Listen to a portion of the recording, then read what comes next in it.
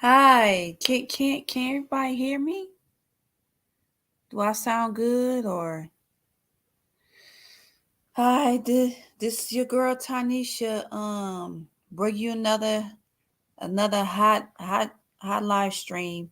I titled it what public schools did not teach us, about the real, American history because because in today's society they want us to be, dumbed down, not knowing about our own real history. So I'm about to hit my theme music with some positive music, and I'll come back with my commentary though.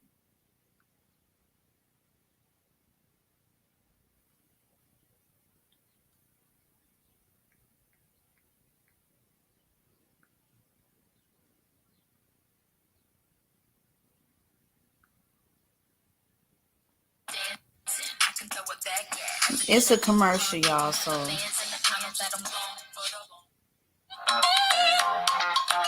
why is they playing these commercials? I don't get it. Grand Rising, beautiful you. Today is a gift. Hello, hi everybody, hi. I'm just playing, positive affirmations before I get started, so we can see abundance and manifest joy and happiness throughout our days. Can a person hear me? Can y'all hear me? The doors of opportunity are open to me. I have an amazing circle of friends and family. My body looks amazing. I have an amazing, fulfilling, passionate, and loving romantic relationship.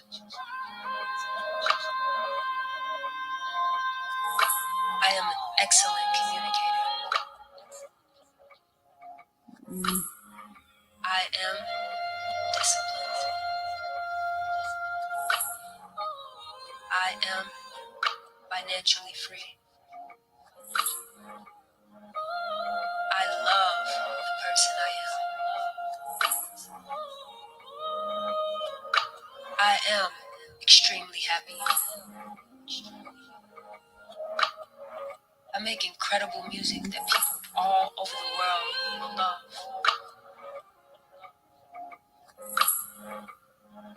I understand my purpose in life. Okay. I am a beautiful person. What up? What up? Inside and out. Hey. I am passionate about living the life. What up? Hey. Hi, how are you? I was I'm trying to playing, comment on your some video. music. I was trying to Yeah, let comment me in the stop chat. It it. wouldn't it Yeah. wouldn't let me it wouldn't let me comment. You know I had to come show some love, Yeah. man. Thank you so much. Thank you. Thank you. I appreciate it. That's why I put in the private chat. So Okay. what I really want to talk about is that they didn't teach us, about American history.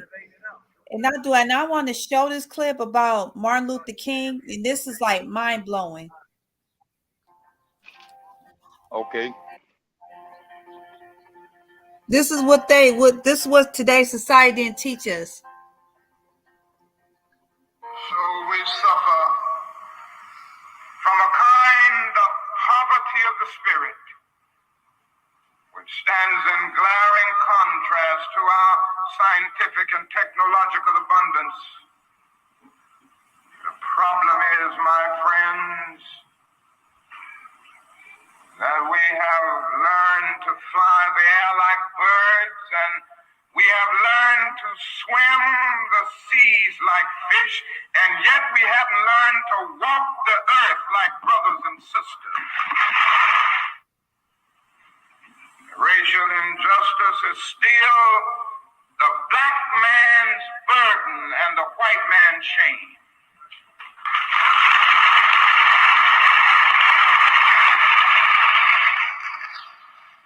So wherever we live in America, we have to face the fact honestly that racial discrimination is present.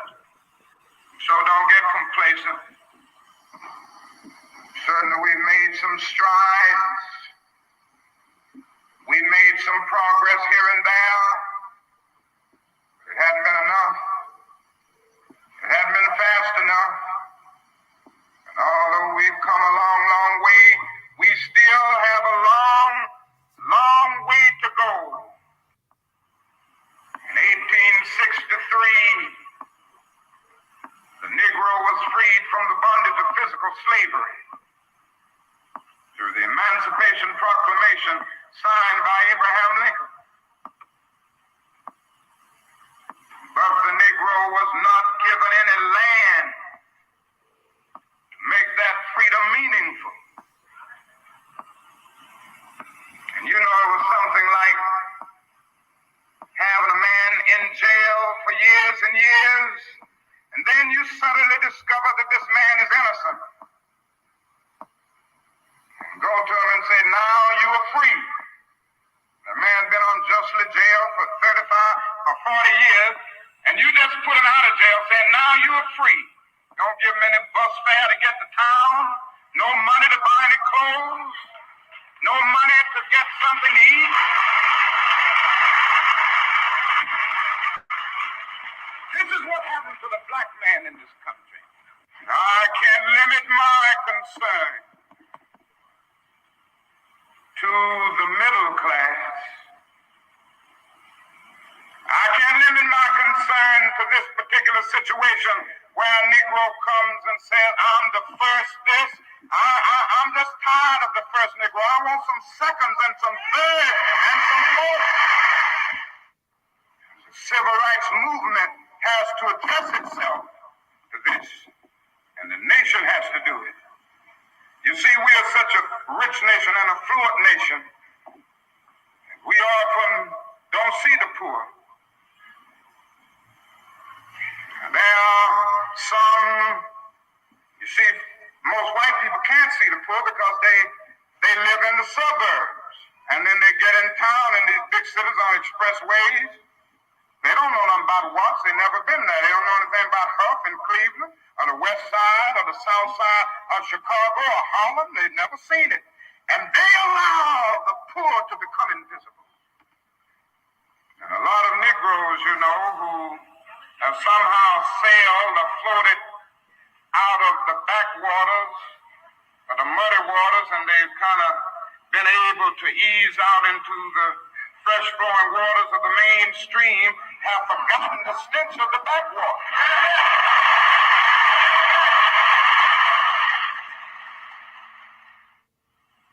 And I can hear a voice saying that wasn't enough. I was hungry and you fed me not. I was naked and you clothed me not. I needed shelter and you didn't give it to me. I needed a drink of water. And in a while, that's 3/4 water, you made me pay a water bill. This is what they don't show us, you know, in our own public schools. So I had to put it out there. We need to know stuff about this. Yeah. Facts though, for real. You can hear me? Yeah, I can hear you. Oh, okay. Yeah, they ain't gonna show us stuff like that because that's too much like empowering us and waking us up. But they will show us like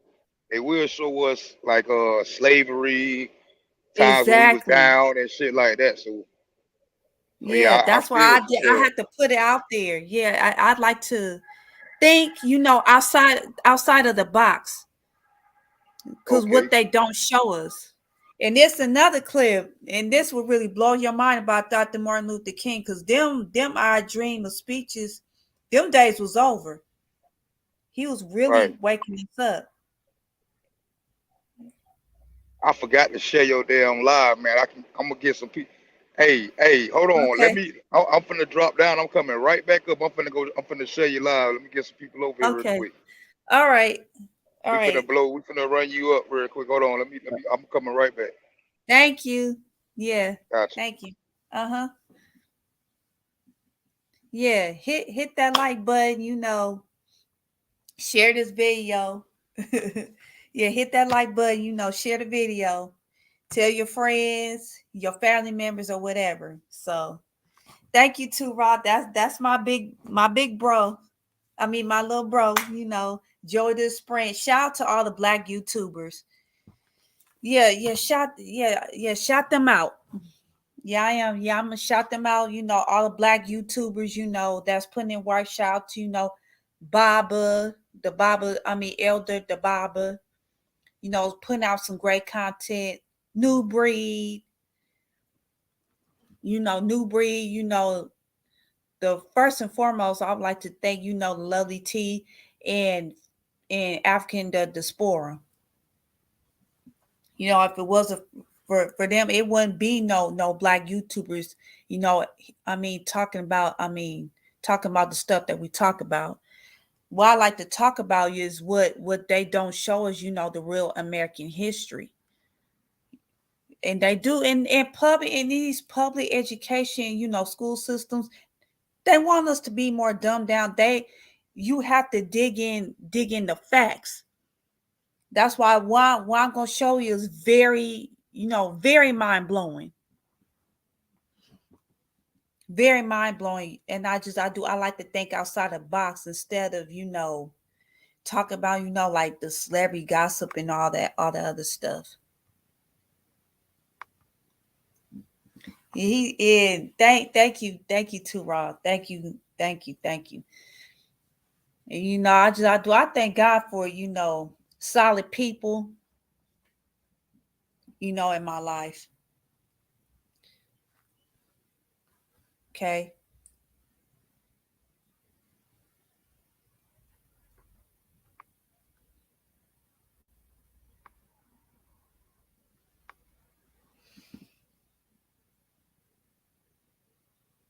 Cause let me show you that's very mind blowing.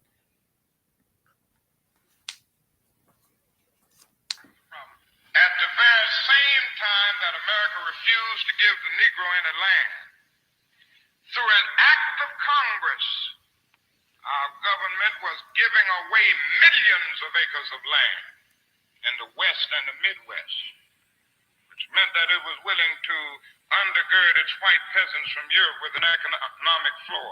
But not only did they give the land, they built land-grant colleges with government money to teach them how to farm.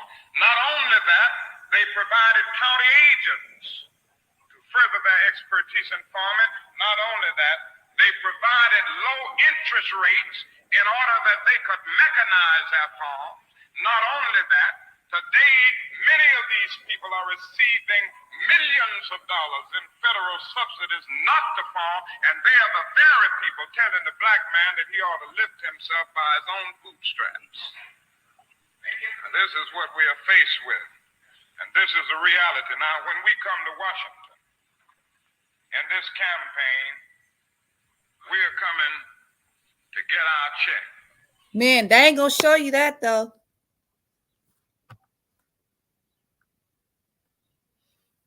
Where to raw at? Yeah, that's what they not gonna show you. I like to show people, the real thing. Hi, Tara. Can you hear me? I can hear you. You can hear me? Yeah, I can hear you. Hey, I think you got to make it where people can comment in the chat. Okay. I don't think they can comment in the chat. Yeah. Yeah, I put it on there.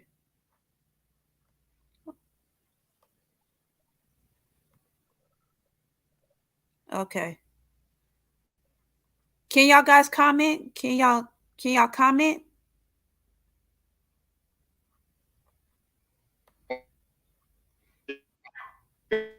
Yeah, I can hear you.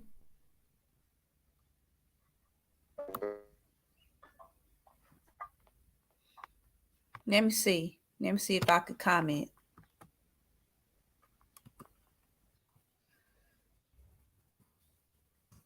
I think my signal bad out here. My signal keep going in and out. I just finished driving. I'm out here in Arkansas. All right. Yeah, y'all could comment. Yeah, y'all guys could comment. Yeah, I fixed the comment. So Okay. what do you think? That mind blowing. Yeah, I just think like they know that we some powerful people, man. So they gonna always show us Mm-hmm. in the down light. They ain't gonna never really like show us clips like that. It's only that we Mm-hmm. can find those clips. We can find those clips because it's on the internet and like we got phones to Right. search it, but they know a lot of people really ain't Mm-hmm. not gonna look up like knowledgeable stuff. They just gonna be looking up a Mm-hmm. lot of bullshit on the internet. They don't really look up what they supposed to be looking up. Like you looking up right there, Right. what you doing? A lot of people not gonna do what you doing. So Right. they not afraid to give us these phones and that. So they you know what I'm Yeah. saying? It's like, but we gotta do our Mm-hmm. own research. We gotta do our own research. Right. You feel me? Mm-hmm.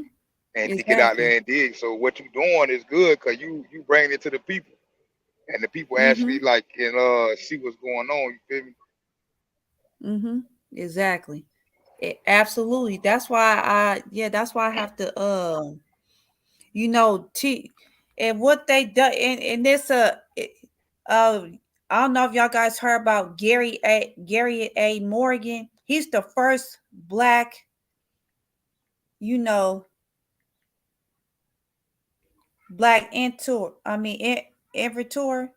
that he fixed traffic lights. Okay, yeah, I ain't never heard of him. Look at you, man. My sister, I finally caught your live, man. I was like, dang, as soon as I seen it pop up, I said, man, let me jump on there real quick.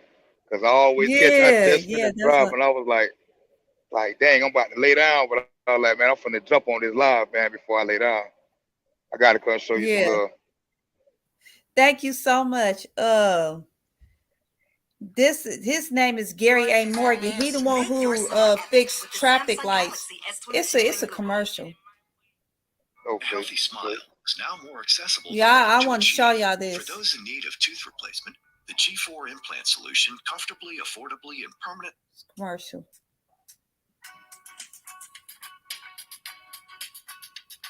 I know thy works, and tribulation, and poverty, but thou art rich.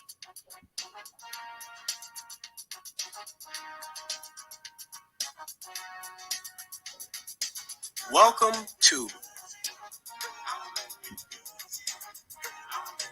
the Black Excellence and Abundance Channel.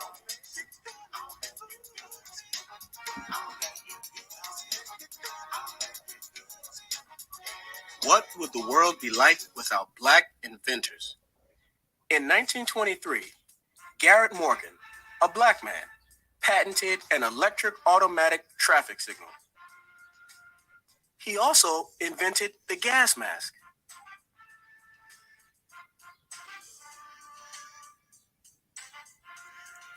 Morgan was born in 1877 at Claytonville, Harrison County, Kentucky.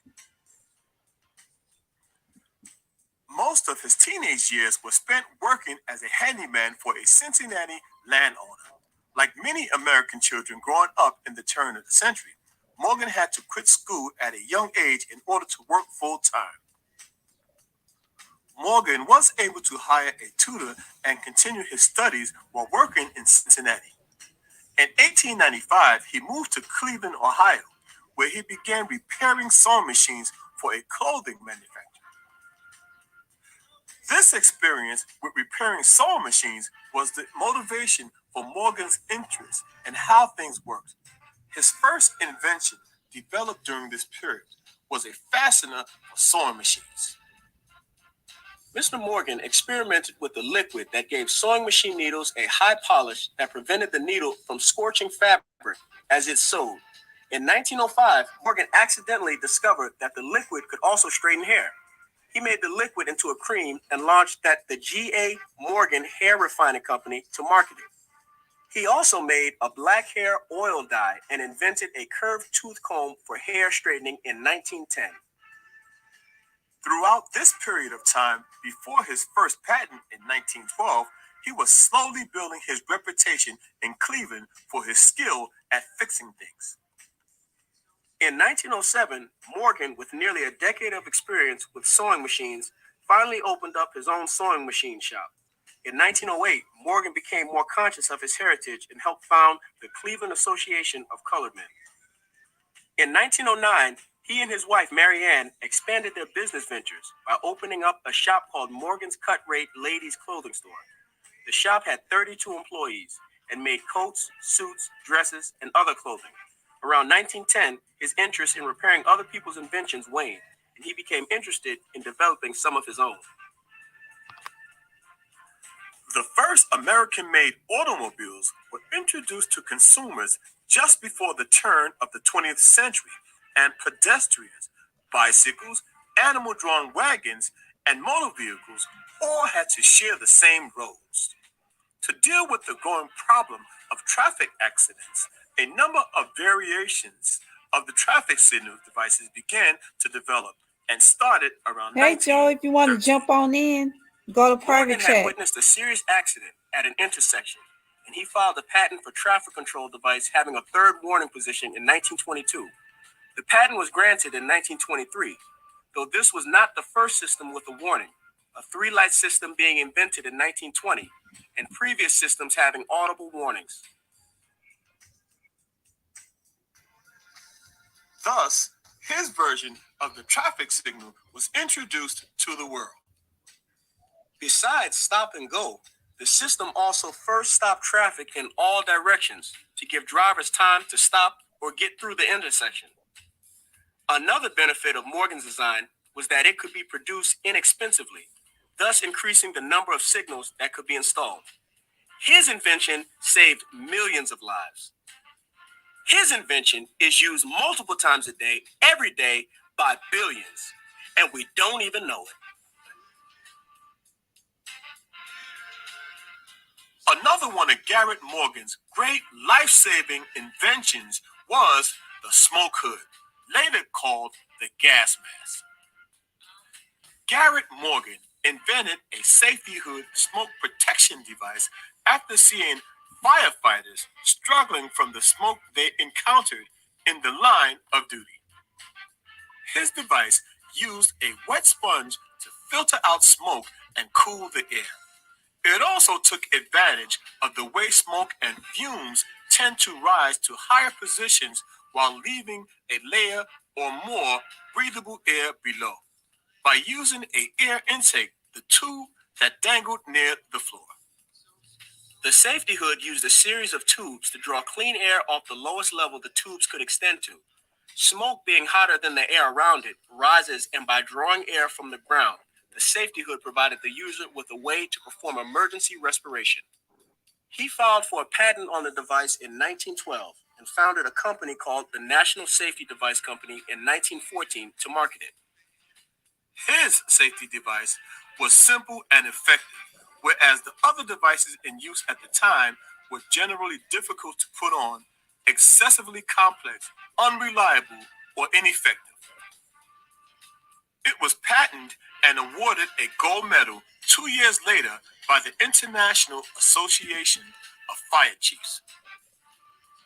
Morgan's safety hood was used to save many lives during the period of its use. By World War I, his breathing device was refined to carry its own air supply, making it a gas mask. I did not know that. This is wow. This is mind blowing for me. Oh, anyway, yeah. 2 hours. I think he just he'll come back. He'll come back.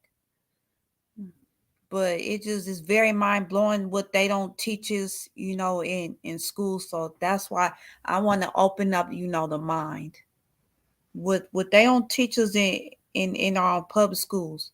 They just want us to, stay dumbed down and stupid. I like to open up, people mind, waking up the people. Cause see, people like me, Tara, we really don't get too much praises on YouTube. Because why? Because we talk a lot of positive, issues. We talk about real life issues of what's going on in the world. What I showed you was Gary. His name is Gary A. Morgan. He was the first black was it how you say it? Inventor. I did not know he created gas masks. I knew he built traffic lights, but I did not know he did, the gas mask. This is what they don't tell us, in school. This is what they don't tell us, in public schools. They'll tell us, about the Christopher Columbus, how he was a great man and such and such. Yeah, that's what they what they don't realize is Christopher Columbus. He did some, terrible things, with the Indians. And we're gonna get to another deeper part. I really want to get in. We gonna get in deep today. We gonna get in really, really deep. It's very mind blowing. Smart man too. So I'm gonna make y'all think today. We gonna learn today. This is what they don't tell us, in the public, education, system.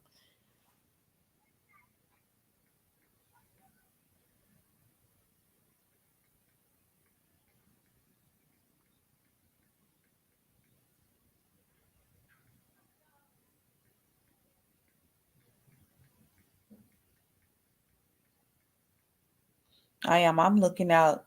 I'm looking up a lot of stuff.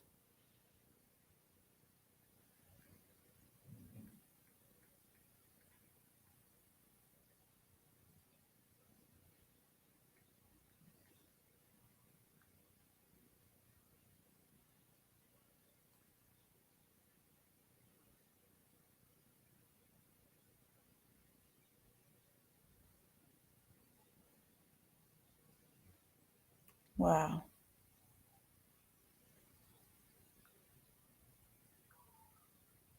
Yeah, I'm gonna look up on Google. So I'm gonna Google, who's the first black person that built. Who was the first black person that built airplanes?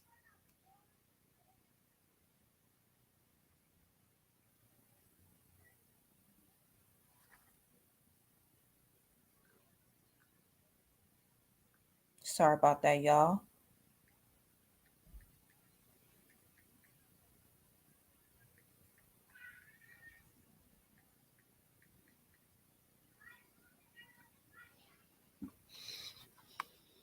I don't know. Joey's still here, so.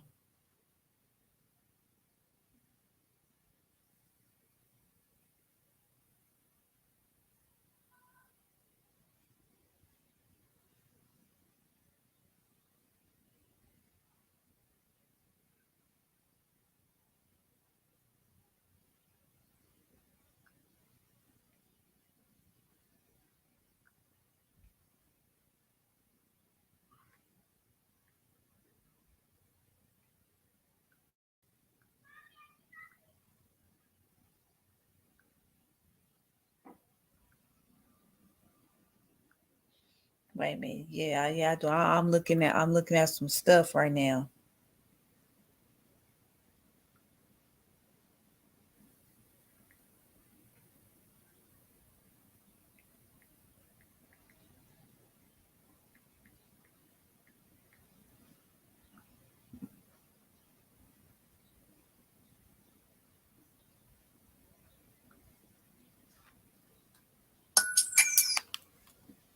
A new Planet Fitness location is now open. Join now for no enrollment fee, $10 a month, no commitment. Get tons of equipment.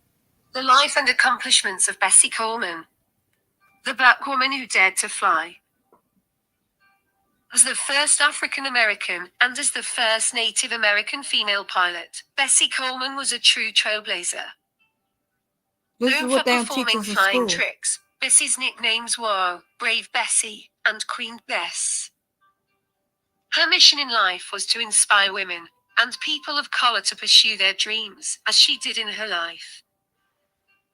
Growing into a young woman in early 20th century America, Bessie didn't have many career paths as a woman, as an African American woman, or as a person of Native American descent.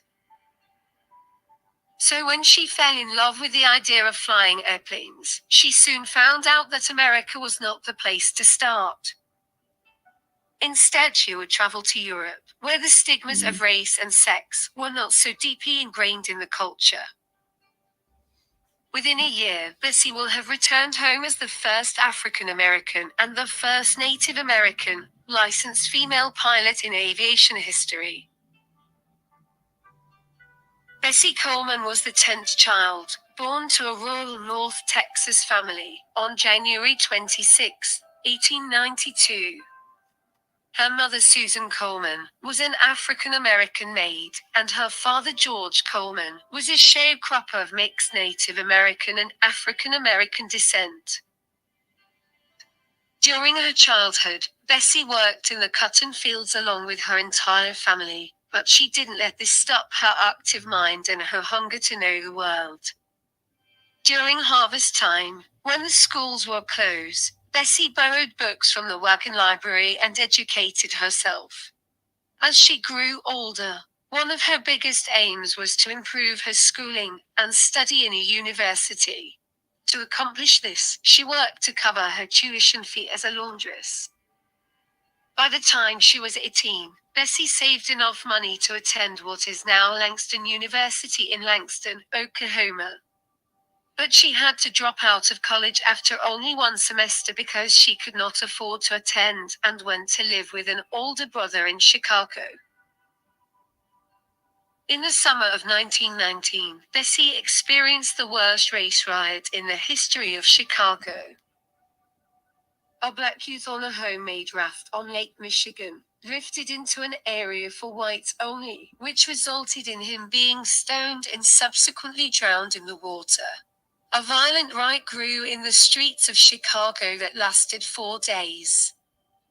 Witnessing all of this, Bessie vowed to make it her cause to fight against what she believed were the evils of racism, sexism, poverty, and ignorance. With the advent of World War I, Bessie's brothers were serving in the military. They would come home with stories from their time in France about the French women who were allowed to fly airplanes.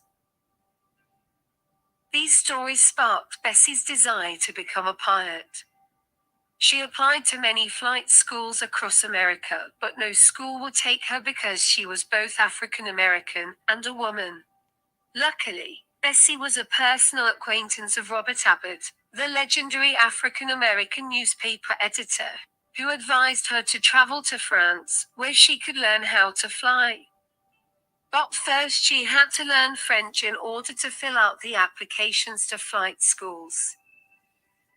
Filled with determination, Bessie took a better-paying job and attended evening French language classes. She was accepted at a flight school in France, and received her international pilot's license on June 15, 1921. Determined to polish her skills, Bessie spent the next 2 months taking lessons from a French ace pilot near Paris. Bessie then returned to America with a dream of owning her own plane and opening her own flight school. But, in order to make a living as a civilian aviator, she would have to become a barnstorming stunt flyer, performing dangerous tricks in airplanes for paying audiences. So it was back to Europe for more advanced training. Bessie then returned to the United States on September 29, 1921, to launch her career in exhibition flying. She started by giving speeches and showing films of her daring stunt flying tricks in churches, theaters, and schools that were open to African Americans and whites alike. In 1922, she performed with a flair for showmanship, for the first public flight ever by an African American woman pilot. Queen Bess, as she was known, was a highly popular draw for the next 5 years. Invited to important events and often interviewed by newspapers, she was admired by both blacks and whites. The thrill of stunt flying and the admiration of cheering crowds were only part of Bessie Coleman's dream. Bessie never lost sight of her childhood vow to one day amount to something. She quickly gained a reputation as a skilled and daring pilot who would stop at nothing to complete a difficult stunt. Her hard work over the years helped her to save up enough money to purchase her own plane. All the while committed to not only promoting aviation but to fighting against racism as well. Over the course of 5 years, along with her public speaking engagements where she actively encouraged women as well as African Americans to learn to fly, Bessie orchestrated and performed in numerous successful air shows and flight exhibitions across the country. White audiences saw her as an attractive, petite uniqueness. A tiny, beautiful woman piloting an airplane. Black audiences took pride in her courage, as she symbolized hope that the African American community could participate in the skies. For a detailed account of all of her accomplishments both in the air and in service of the betterment of her race, I encourage you to read her full bio on the website at bessiecoleman.org. Bessie Coleman never did manage to establish her own flight school. On April 30, 1926, Bessie Coleman died when the plane she was flying unexpectedly went into a dive, and then a spin at 3,000 feet above the ground. Not wearing her seat belt, Bessie was thrown from the plane at 2,000 feet and died instantly when she hit the ground. She was only 34 years old at the time of her death.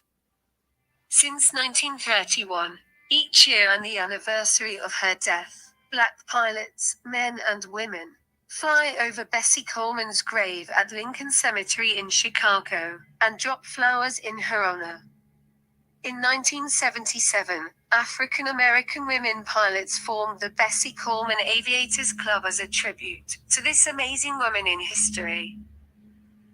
In 1995, Bessie Coleman postage stamp was made to remember all of her accomplishments. This was the life of Bessie Coleman, the first African American and the first Native American female pilot, who contributed so much to the advancement of women in aviation. Thank you for watching.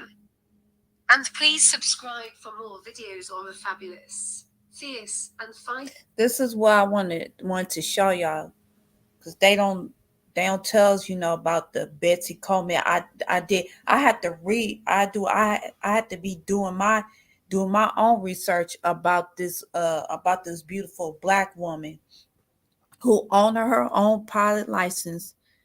It wasn't really I don't like to spread out, misinformation. Before it was Amelia Earhart, it was Bessie Coleman.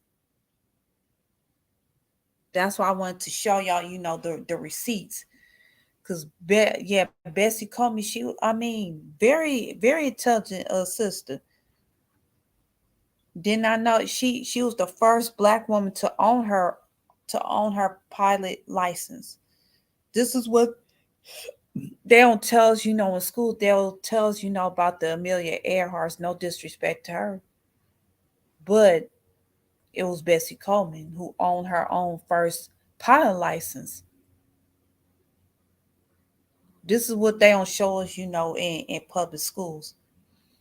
Because I really want to talk about, deeper issues, to stuff that make you think, that go, wow. As I'm growing, I'm growing. My biggest goal is to to get people, to listen, You know, it to wake people up and to make you think. What they don't show us, you know, in public schools. I just want to know, why do we still celebrate, you know, in October, Christopher Columbus? That's the part that is very mind blowing to me. And people still celebrate this man, knowing of what he did, knowing that he took, you know, from the Indians, and he's a what you call that? I mean, pedophilia or whatever. I don't want to say the R word, because you know you have to do a lot of what you have to walk on eggshells on this type of platform. And I do it. Christopher Columbus is he's a very sick man. And I don't care if I if they take this episode channel or not. I do my goal here is to speak the truth.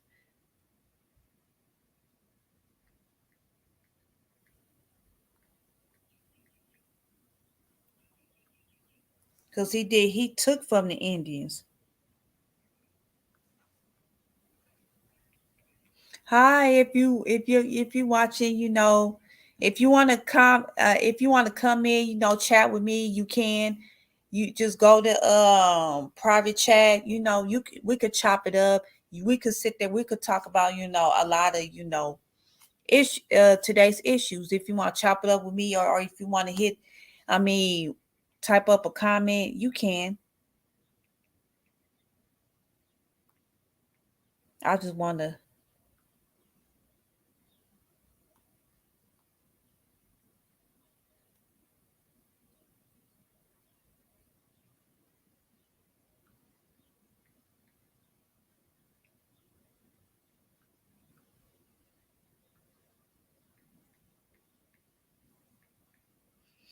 Yeah, I'm just looking up some stuff.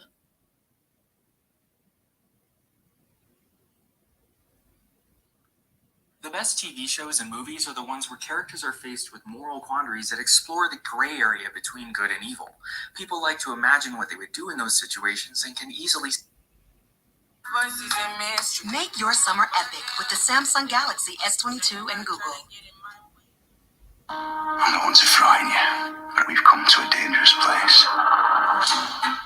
Lannister, Baratheon. Because they still lie on about Christopher Columbus. Children in the United States learned that Christopher Columbus discovered America in 1492. Which he But did. since there were already millions of people living on the American continents when he arrived, what is Columbus's real importance in history? This video will show what really happened during his voyages between two worlds and how they helped shape the world we know today. No, that's not true. 1451, Columbus was born in the Republic of Genoa.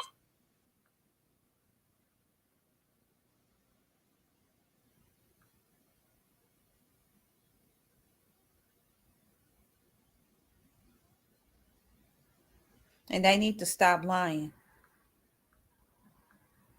Yeah, really got deep. You have to really have to deep. You really have to dig in deep about the real facts of Christopher Columbus, and I'm gonna dig in real deep. This man just as evil as they come.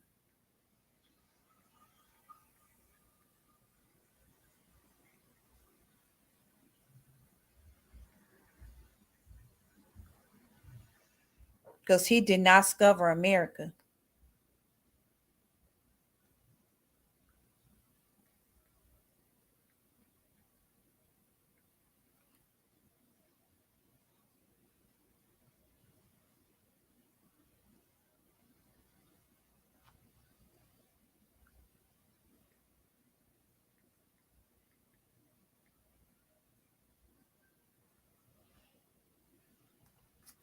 So yeah, I think I'm gonna share my screen about what.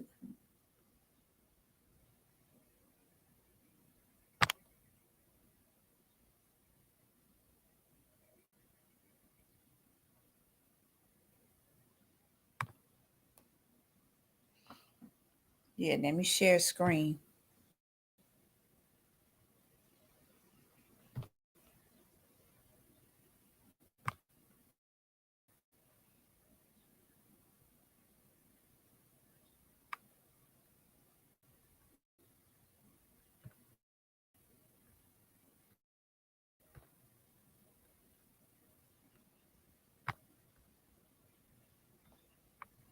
Yeah, let me share my screen because I really want to mess it. I mean, I really want to mess with y'all really quick, pick people's brains.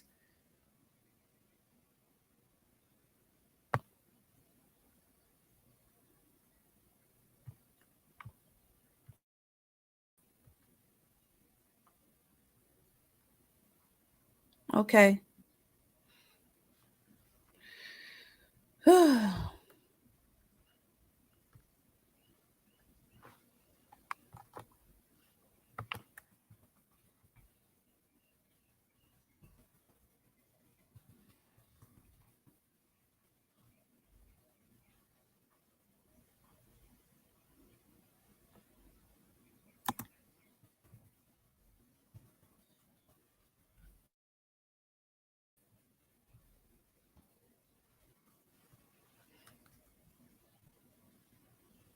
Okay.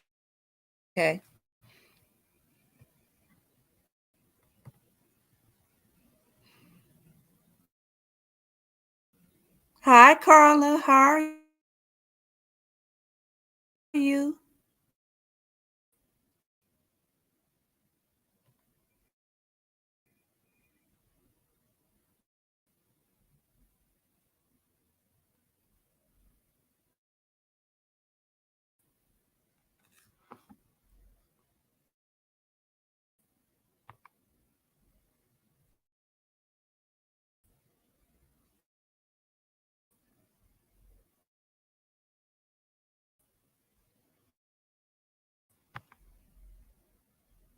Now let me.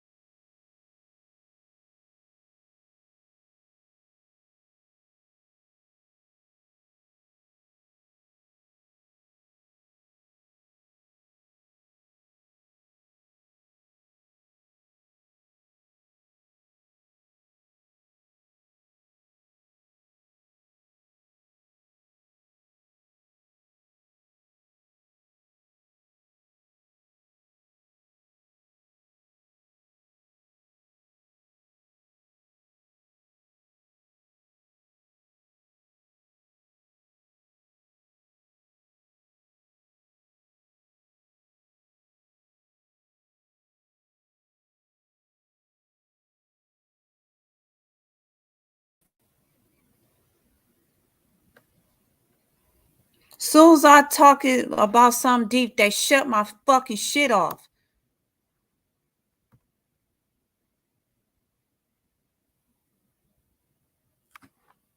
Can y'all see me? Sorry about that, y'all. This will piss me off the most.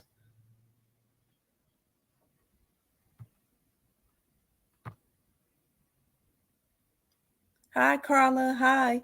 This will really be pissing me off.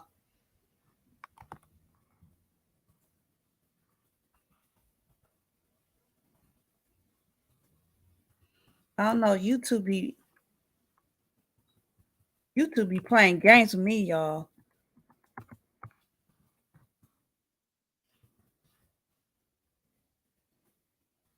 Hi, Tracy. Hi. Hi, Carla. Thank you. Welcome to the channel. Welcome, welcome, welcome.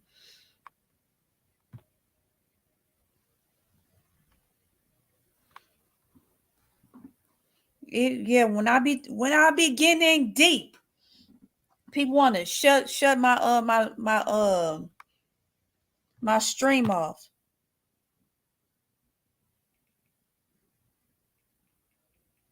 I can't stand that.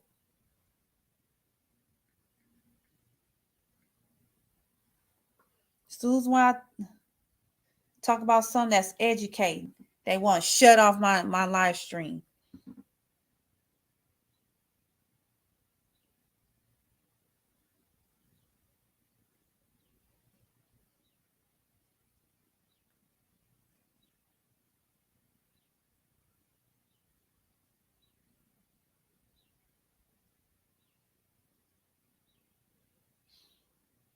I really want to show about Christopher Columbus.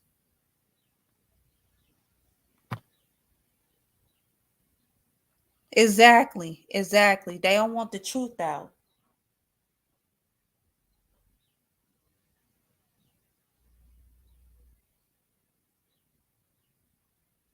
Yeah, I'll read it to y'all.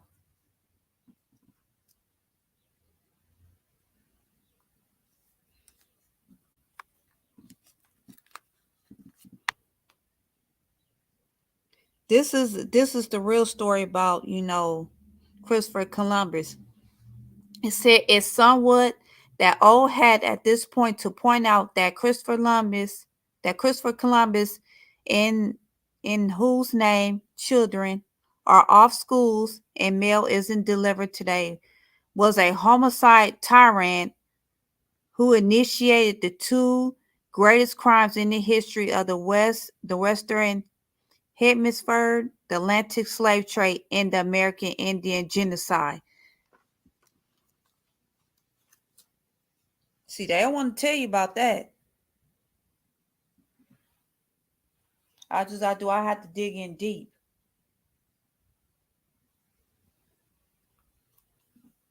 That's why I do. That's why I have to pull out receipts. Rehashing of all his crimes will require as much longer article, not least because evaluating the claims of contemporary primarily sources is a somewhat tricky historiographical enterprises. Philadelphia's magazine Michael Kort has a good survey here. Howard Zinn's work on this is controversial, but you can find a good expert at Jacobin and an illustrated version at the Oatmeal.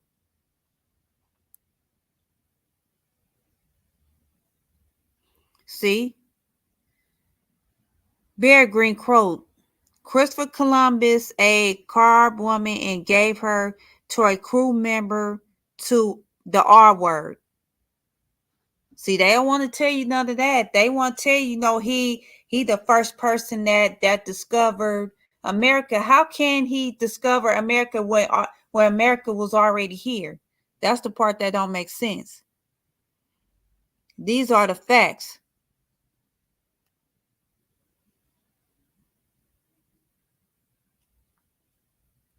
See, I have to point out the obvious. That's why that's why they shut down my live stream. Each time we speak truth to power, they'll shut off your live stream. Maybe I think I'm gonna start, Patreon. That's what I'm gonna do. I'm gonna start Patreon, or yeah, just follow me, Instagram, Melanated People. We got our own website. It's called Melanated People. Subscribe. I mean, subscribe to them. Subscribe to Melanated People. We have our own website. That's the part that they don't want to show us. Because I'm not gonna read the whole thing.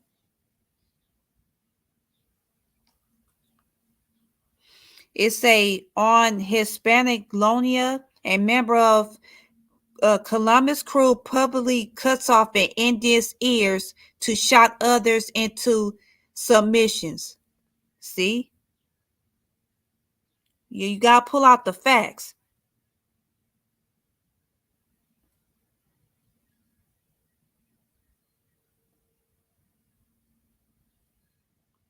After an attack by more than 2,000 Indians, Columbus had an underlining Alonso de, I don't know how you say his name, de Hoya, bring him 3 Indian leaders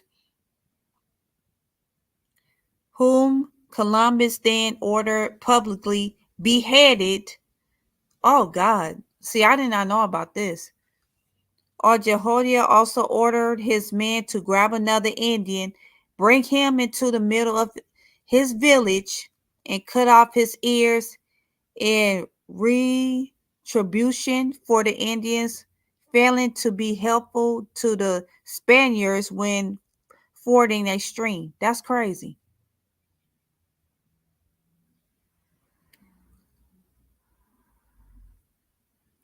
And he forced Indians to collect gold for him or else, deceased. This is what they don't want to show us about the real American history. In these public schools,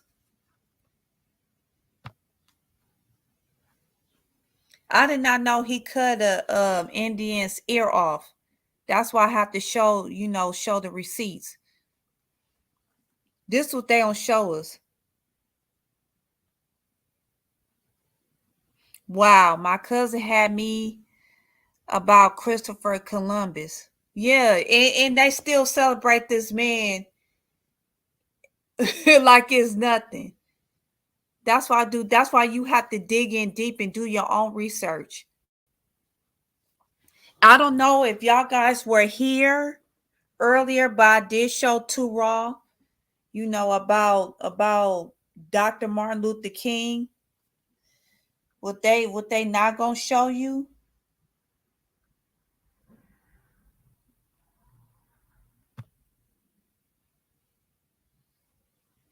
It's okay. It's okay, Carla. You fine. This is what they ain't gonna show you about Dr. Martin Luther King. I don't know if y'all guys were here earlier.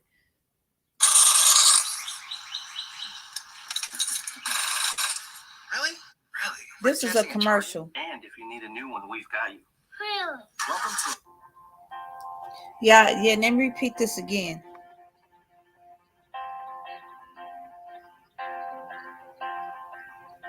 This is the real Martin Luther King Jr. From a kind of poverty of the spirit, which stands in glaring contrast to our scientific and technological abundance. The problem is, my friends,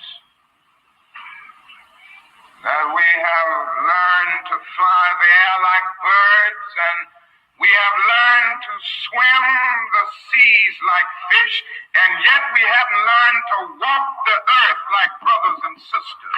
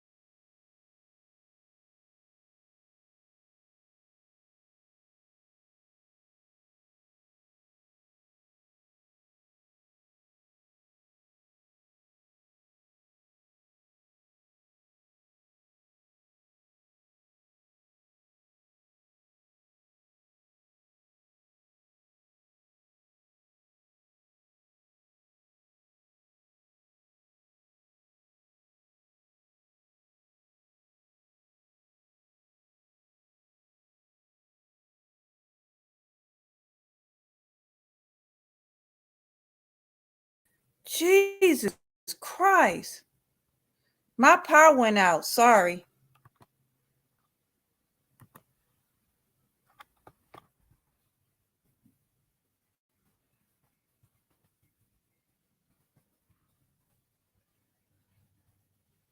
Sorry about that, y'all. Oh, God. This shit is pissing me off.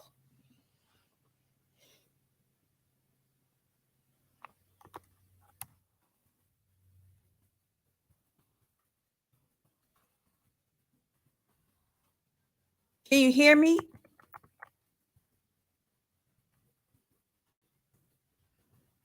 There was a power shortage. That's why I kept screwing up, because we had power short outage, just minutes ago. Sorry about that, y'all. Soon as we get in deep, they want to shut my shit off. Soon as I get in deep, that's the shit it irritate me. Yeah, let me play this for y'all. Read back.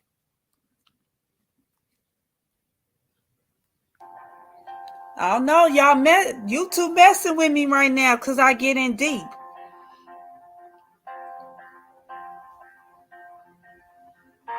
we suffer from a kind of poverty of the spirit, which stands in glaring contrast to our scientific and technological abundance.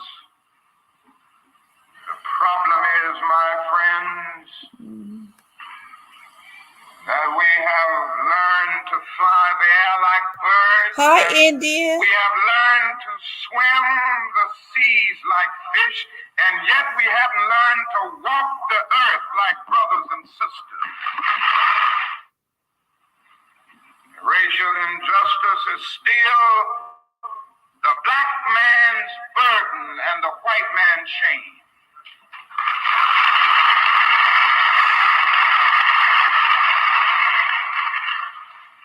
So wherever we live in America, we have to face the fact honestly that racial discrimination is present. So don't get complacent. Certainly we've made some strides. We made some progress here and there. It hadn't been enough. It hadn't been fast enough. And although we've come a long, long way, we still have a long, long way to go. In 1863, the Negro was freed from the bondage of physical slavery. This is what they don't show us. The Emancipation Proclamation signed by Abraham Lincoln. But the Negro was not given any land to make that freedom meaningful. And it was something like having a man in jail for years and years, and then you suddenly discover that this man is innocent. Go to him and say, now you are free. The man been unjustly jailed for 35 or 40 years, and you just put him out of jail saying, now you are free. Don't give him any bus fare to get to town, no money to buy any clothes, no money to get something to eat. This is what happens to the black man in this country. I can't limit my concern to the middle class. I can't limit my concern to this particular situation where a Negro comes and says, I'm the first this. I'm just tired of the first Negro. I want some seconds and some thirds and some fourths. The civil rights movement has to address itself to this, and the nation has to do it. You see, we are such a rich nation and affluent nation. We often don't see the poor.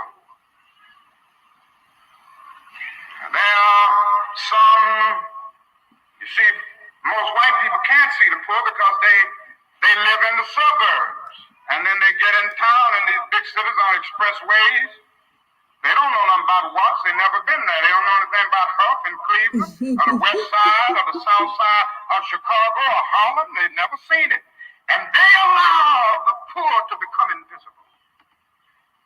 And a lot of Negroes, you know, who have somehow sailed or floated out of the backwaters or the muddy waters, and they've kind of been able to ease out into the fresh flowing waters of the mainstream, have forgotten the stench of the backwater.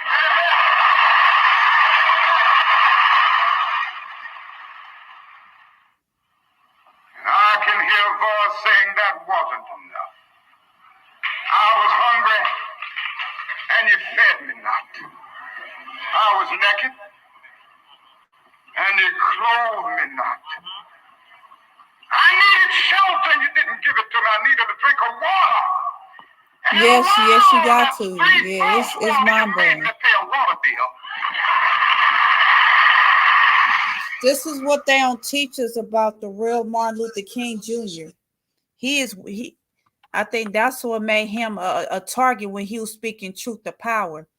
Them marching days was over with. When Martin Luther King Jr., when him and Malcolm X got together, he was really starting to wake people up.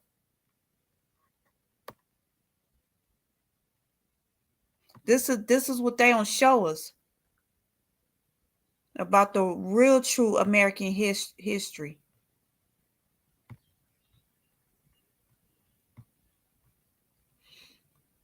So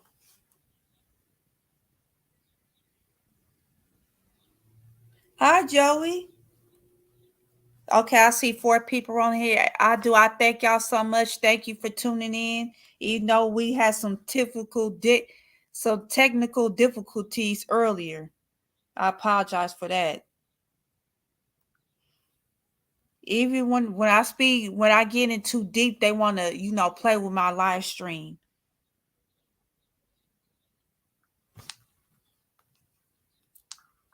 At the very same time that America refused to give the Negro any land, through an act of Congress, This is what they don't show us. government was giving away millions of acres of land in the West and the Midwest, which meant that it was willing to undergird its white peasants from Europe with an economic floor. But not only did they give the land, they built land grant colleges with government money to teach them how to farm. Not only that, they provided county agents to further their expertise in farming. Not only that, they provided low interest rates in order that they could mechanize their farms. Not only that, today many of these people are receiving millions of dollars in federal subsidies not to farm, and they are the very people telling the black man that he ought to lift himself by his own bootstraps. And this is what we are faced with. And this is the reality. Now, when we come to Washington, in this campaign, we're coming to get our check. This is what they don't show us. Let me play this one more time. See, this is what they don't show us.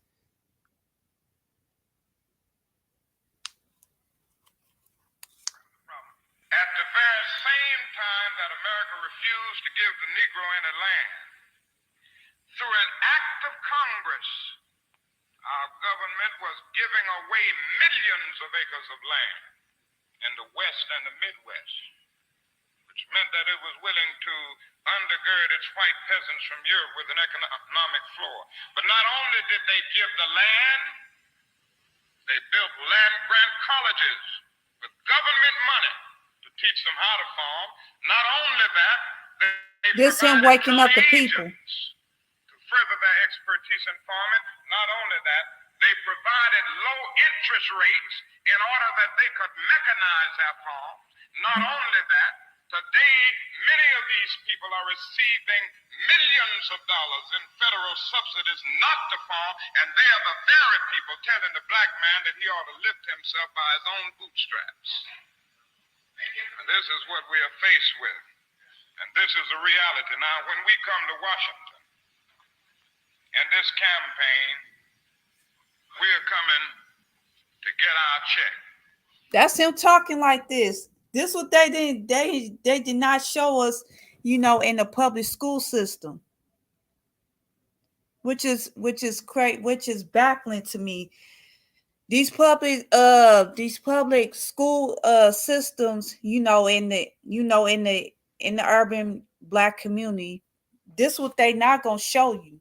They not gonna show you the real Martin Luther King, the woke Martin Luther King Jr. You have to dig in within yourself. You have to dig in. Do your own research yourself, because you're not gonna find it in public schools. They gonna keep playing, that I dream, that I have a dream speech. Them days was over with. When Martin Luther King and Malcolm X got together, when they was starting to wake the people up, them days was over with. Martin Luther King Jr., he was fighting back, fighting back against racism. He was talking about reparations. This is what they not going to tell you in public schools. You have to dig it yourself. This why I'm at school now. I'm in college right now.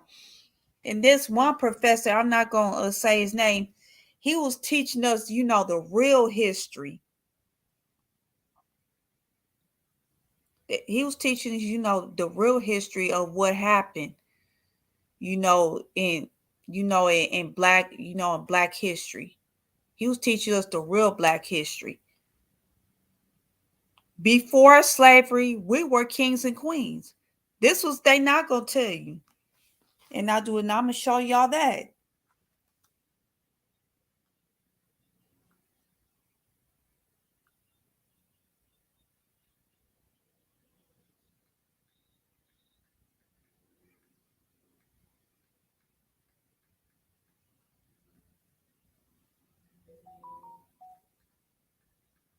Hold on 1 second.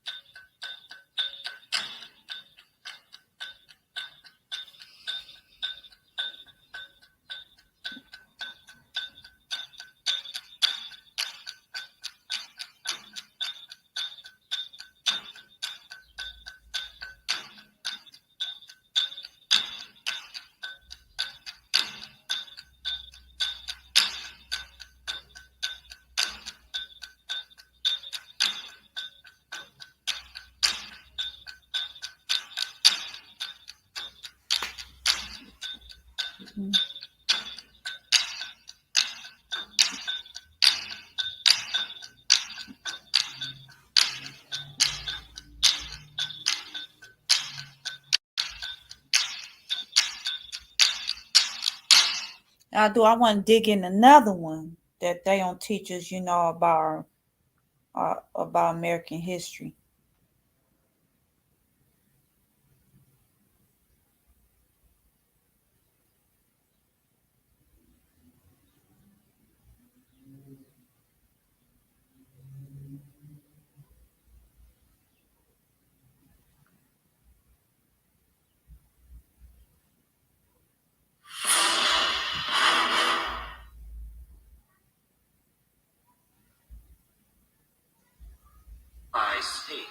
The guy carrying the bag is Wait a second.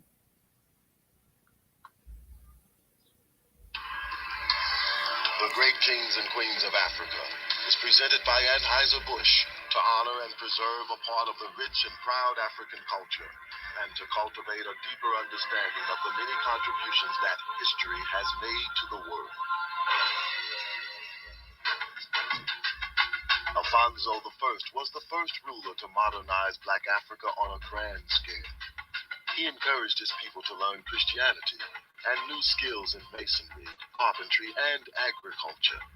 Alfonso streamlined politics, established Thank you, and India. Thank later you, thank became you. the first ruler to resist the slave trade. Promoting industry and agriculture, Hatshepsut may be the greatest female Egyptian ruler of all time. As the first woman in recorded history to preside over a nation, Hatshepsut cast aside They sure don't, Carla. They don't. her spirited defiance of male dominance for 30 years endured to the very end, as evidenced by the discovery of her tomb in the Valley of the Kings. When Sani Ali Berr came to power, Songhai was a small kingdom in the western Sudan. With a ferocious force, the warrior king won battle after battle, routing marauding nomads, seizing trade routes. Before and slavery, we were ever kings and expanding queens. his Don't domain. forget that. He captured Timbuktu, bringing into the Songhai Empire a major center of commerce, culture, and Muslim scholarship. His greatness is still legendary among the Songhai people today. Askia the Great was a fair and deeply religious man who at times fought established tradition to rule in the best interest of his people. A devout Muslim, he ruled Songhai strictly according to Islamic law. Askia Muhammad Touré united the entire central region of western Sudan with a government that is still revered today. A wise and beautiful woman from Nubia so captured the heart of the pharaoh she changed the course of history. Ty's beauty, intellect, and will so took Pharaoh She's Amenhotep pretty. III. He defied his nation's priest and custom by proclaiming this commoner his great royal spouse. Amenhotep declared that, as he had treated her in life, so should she be depicted in death as his equal. And so the colossal sculpture ordered for their temple thus portrays them as a pair of majestic monarchs, both proud, both noble, both serene. A flamboyant leader and world figure, Mansa managed vast resources to benefit his entire kingdom. In 1324, he led a holy pilgrimage of 72,000 people from Timbuktu to Mecca, over 6,000 miles. So spectacular was this event that Mansa Musa won international prestige for Mali as one of the world's largest and wealthiest empires. A strong leader and military innovator, Shaka is noted for revolutionizing Bantu warfare through standardized weapons and special tactics. Many enemies would flee at the mere sight of Shaka's troops. With cunning and confidence as his tools, Shaka united all tribes in South Africa against colonial rule. For hundreds of years, Nubia and Egypt had been at war. But Nefertari's marriage to King Ramesses II, Pharaoh of Egypt, brought the fighting to an end. The marriage began as strictly a political move, but it later grew into one of the greatest royal love affairs in history. In fact, the temple which Ramesses built for her at Abu Simbel is one of the largest and most beautiful structures ever built to honor a wife and to celebrate peace. One of the greatest monarchs of the Congo, King Shamba, had no greater desire than to preserve the peace. He designed an extremely democratic government featuring a system of checks and balances that represented all Bushango people. Also, Shamba promoted the arts and crafts to their highest level during his reign. Regarded as one of the greatest generals of all time, Hannibal and his powerful African armies came close to defeating the mighty Roman Empire. His audacious moves and tactics have been studied and successfully imitated as recently as in World War II. The genius of Hannibal brought Carthage great prosperity and prestige. The identity of the Queen of Sheba has long been debated, but indications are that she was the Ethiopian queen, Makeda. According to legend, she was fascinated with the wisdom of the great King Solomon of Israel. Upon meeting, the king and queen were equally intrigued with one another. Fondness grew into love, and their union produced history's longest line of royalty descendants. Returning to Ethiopia, Makeda's influence transcends centuries as the Judeo-Christian tradition remains embedded in modern Ethiopia. Teaching a doctrine of love and peace, Akhenaten was the first ruler in recorded history to believe in the She's concept gorgeous. of one Ain't she a God. beautiful queen? He and his wife, Queen Nefertiti, changed Egyptian culture so radically that their influence was felt centuries later through more natural visual art styles and a fuller, warmer language for poetry, songs, And they want to storytelling. whitewash Nefertiti. That's the This bottom. great That's Nubian king led his mind-boggling. armies against the invading Assyrians in defense of his ally Israel. It earned him a place in the Bible in the books of Isaiah and 2 Kings. Despite continuous warfare, Taharqa was able to build overwhelming projects throughout his empire, including a temple with carved images over 100 feet high. The Egyptian queen ascended to power at the age of 17 to become one of Africa's greatest female rulers. Intelligent and witty, her graceful nature and stunning personality were valuable diplomatic attributes. And then Elizabeth Taylor have the nerve to play her. No disrespect. Cleopatra persuaded Julius Caesar and Mark Antony to renounce their Roman allegiances to fight on behalf of Egypt. Each, however, met his death before Cleopatra's dreams of conquest were realized.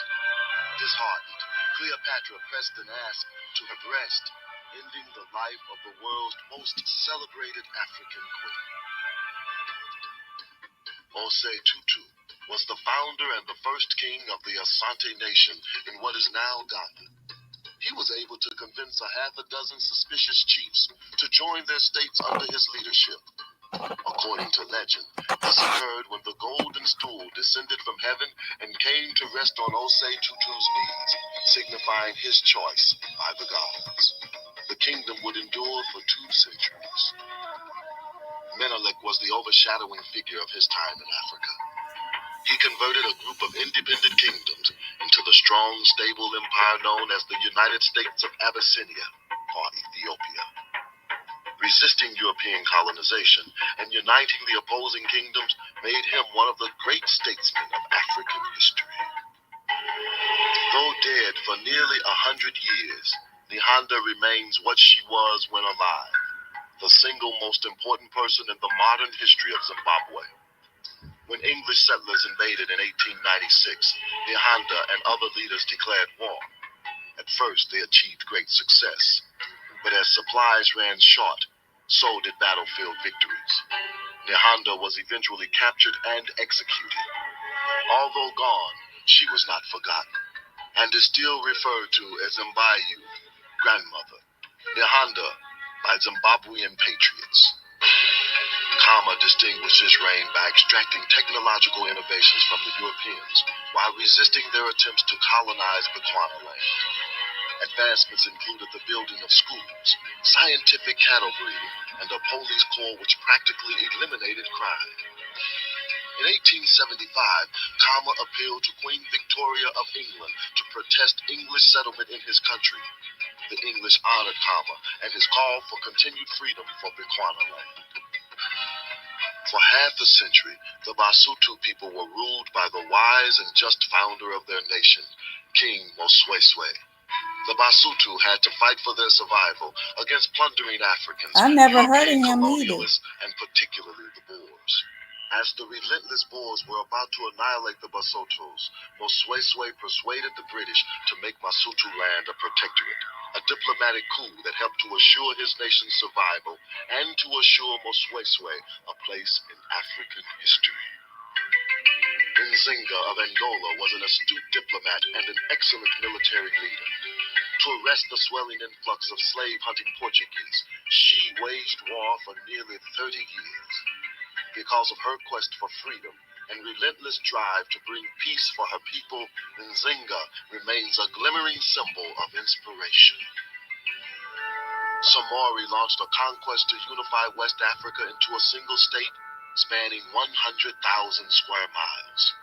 In each city, Somori built a mosque, a testimonial of his devotion to Islam.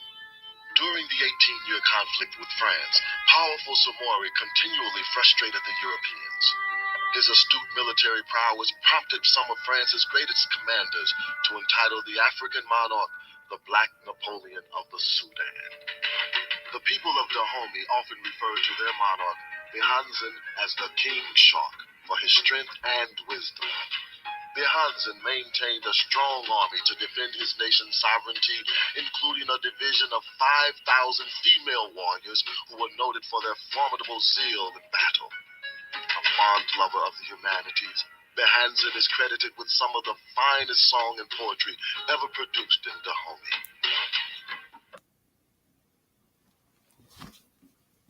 Yeah, this is what they not gonna show us, because Cleopatra was an African woman. What's up with these damn commercials? Sorry about, excuse my language. How can Elizabeth Taylor, may God rest her soul, no disrespect, but how can she play Cleopatra and Cleopatra was black? The reason why they want to whitewash Cleopatra, why? Because they don't want us to know about our own American history. They don't want us, they not gonna show you that. They want us to think that we became slaves. That's not the case. Before slavery, we were kings and queens. We still is royalty, and we don't even know it. We so damn dumbed down, it's sad. And it's okay, to educate yourself, do your own research, do your own due diligence. It's very important. Exactly. It's not cute to be dumbed down. It's not cute. Yeah, it's not cute to be sit up there be cussing like a sailor all the time. Cause a wise man and a wise woman always tell me, when you cuss a lot, an ignorant person cusses a lot. Exactly. They don't want you to know about the real beautiful Cleopatra. Because first of all, how can not to sound racist, how can can a Caucasian woman play Cleopatra if she can't sit in the sun for that long? Exactly. You better know that we still royalty and we don't even know it. That's the sad part.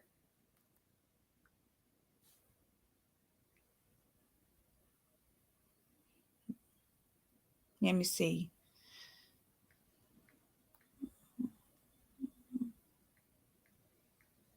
Because I thought, when I was a kid, I thought Cleopatra was white, because that's how they showed us in today's society. Until I had to dig in my own research.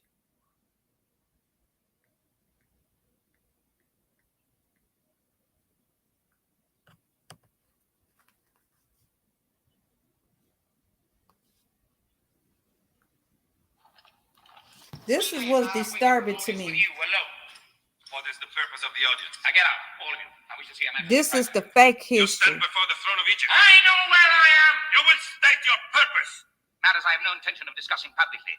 I do not grant private audience. This is Elizabeth Taylor playing Cleopatra. It's nonsense to me. I am Marcus Antonius. I know who you are. What are you at the moment? Envoy of Rome. Proconsul of all This the is Roman disturbing Empire to to me. the east of Italy. An impressive title.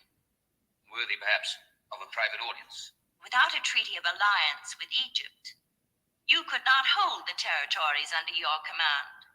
True. Possibly. Right, exactly. Exactly. For me as a suppliant. If you choose to regard me as such. I do. You will therefore Exactly. It do look weird. How can she play Cleopatra? And Cleopatra was black. That's the part that is very disturbing to me. With no melanin, she ain't got no melanin in her skin. How can they survive without a dark pigmentation in Egypt? There's no way. They want us to be dumbed down. This is what today's society want us to be more dumbed down. And look at the difference between them versus slavery movies. This was disturbing to me. We were forced to be slaves. First of all,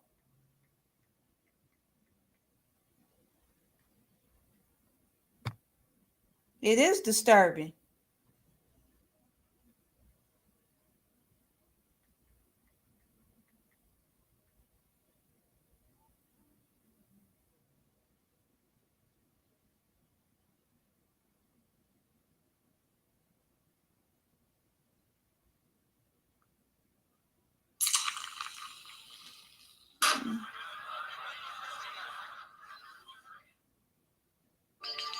Wait a minute. Yeah, Cleopatra versus this.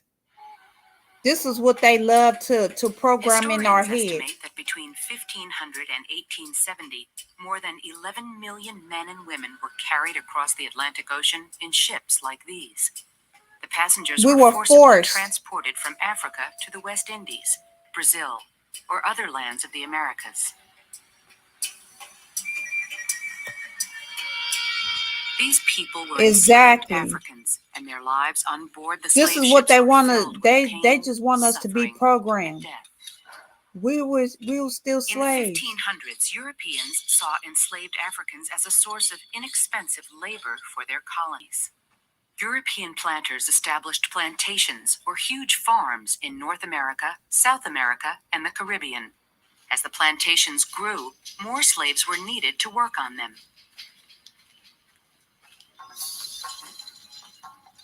This is what they want to put program in our heads. Some African kings and merchants captured people and sold them as slaves to European traders, as well as to Arab merchants. When the demand grew, kings often sent their warriors to attack neighboring villages for slaves.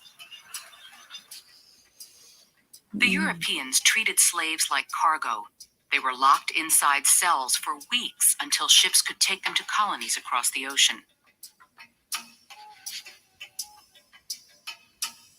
For slaves, life on a slave ship during the Middle Passage was a nightmare. Even crew members were shocked by the conditions in the slave holds. When I had to enter the slave deck, I was forced to crawl over the slaves.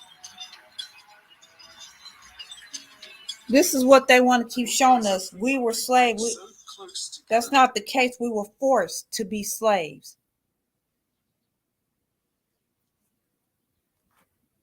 We were forced. We were minding our own business until, the Europeans came, to snatch up, our ancestors. Our ancestors never wanted to come in America in the first place. We were forced. We were never slaves. We were still kings and queens. They stole our name from us.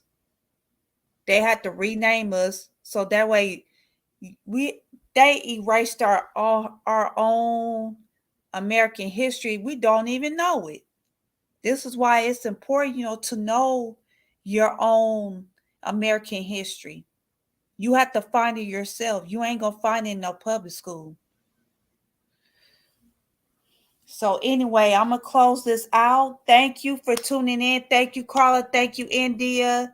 Thank you, Joey. Thank you, Too Raw, for stopping through. I just want to thank everybody that's tuning in to this educational live stream. And I really do appreciate y'all. I love y'all from the bottom of my heart. And I'm really, truly thankful and humble that y'all guys subscribe to my subscribe to this channel. And I really truly thank y'all. I thank you too, Raw. Thank you, Joey. Thank you, Carla. Thank you, India.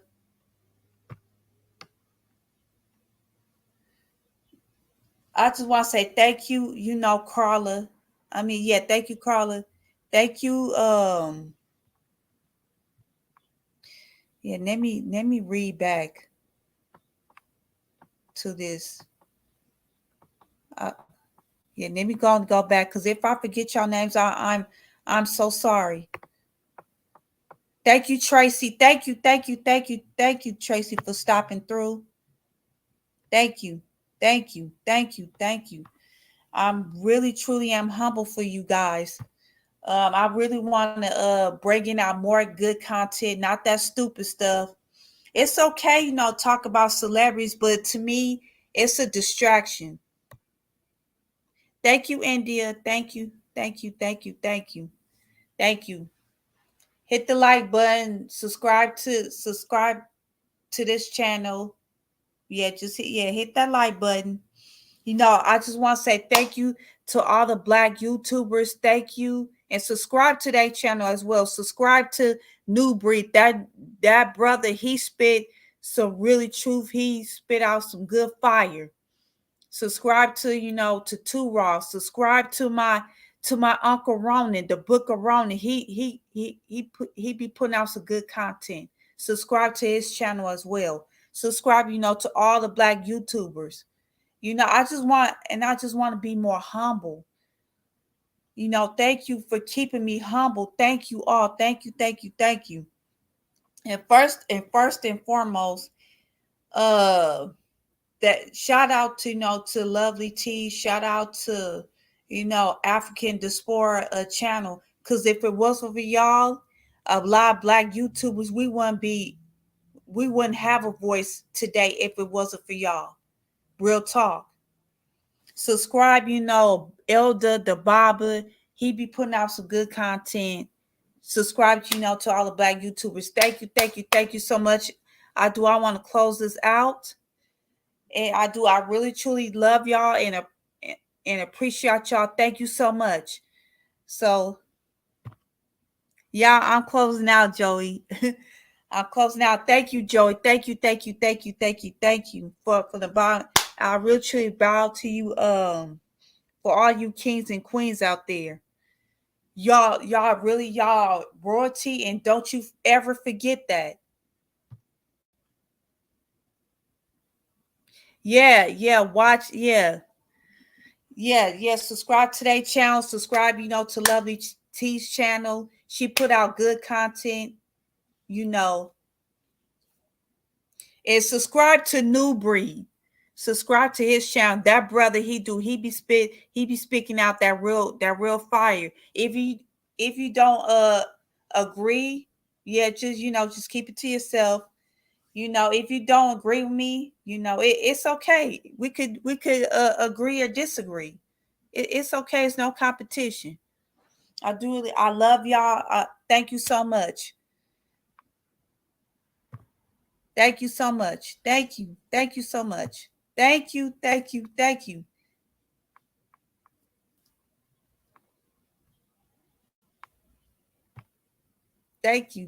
Joey. Thank you. I love y'all. Have a great and wonderful, blessed day. Okay. Bye.